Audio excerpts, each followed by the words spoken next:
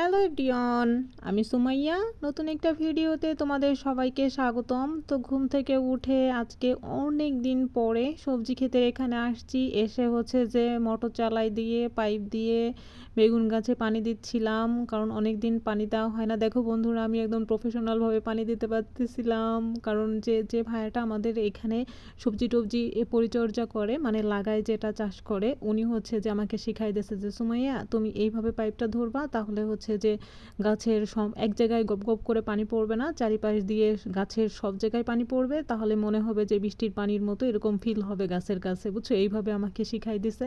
তো আমি মাঝে মাঝে পারতেছিলাম, মাঝে মাঝে অন্য সিস্টেমে হয়ে যাইতেছিল, মানে ঠিকভাবে হইতেছিল না। উনি আমাকে বলতেছিল তোমার এইভাবে না, এইভাবে একটু দাও, এইভাবে দিলেই সুন্দর লাগবে, ঠিক আছে? মানে গাছগুলা একদম গপ গপ করে পানি পড়বে না, মানে চারিপাশ দিয়ে ছিটায় সব গাছে পানি পড়বে, এরকমই। দেখছো, আমার এইখানে একটু হইতেছিল, আবার হইতেছিল না।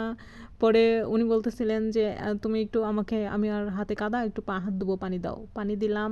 আর এদিকে হচ্ছে যে ছোট বলতেছে যে সকাল সকালই আসা হয়েছে, কিন্তু ছোট বলতেছে যে এত পরিমাণে রোদের হিট, তাপমাত্রা, মানে আমি তো পুরো ঘেমে টেমে পুরো গোসল হয়ে গেছি, এরকম একটা অবস্থা। ছোটকে আমি ভিজাই দিতে গেছি, ছোট দৌড় মারছে ক্যামেরা রাইকে, আর বলতেছে যে আমি তোমার ভিডিও করে দেবো না।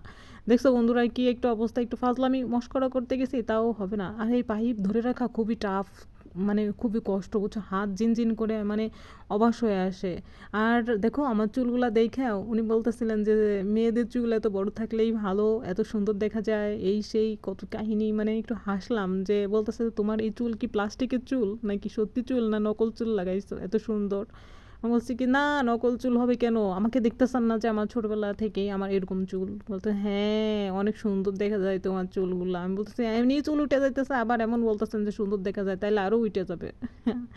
এদিকে গাছগুলায় পানি দিছিলাম, মনে হচ্ছে যে গাছগুলো একদম প্রাণ ফিরে পেয়েছে, দেখেছো বন্ধুরা? আর আমি কত সুন্দর করে পানি দিতে পারছি, দেখছো? পাইপ কীভাবে ধরতে হবে আমাকে ধরা শিখাই দিয়েছে, যে এইভাবে।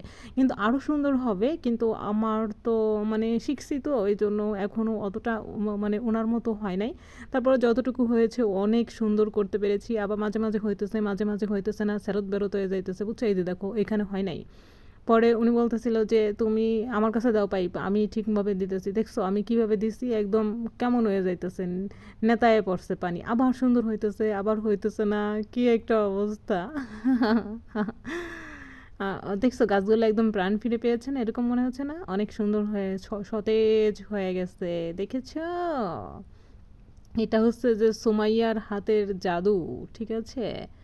সুমাইয়ার হাতের ছোঁয়া পেয়ে গাছগুলা প্রাণ, না প্রাণ তো এমনিই ছিল, মানে আরও বেশি সতেজ, লাবণ্য, তরতাজা, কী কী জানি সব বলে না, এইরকম হয়ে গেছে, তাই না?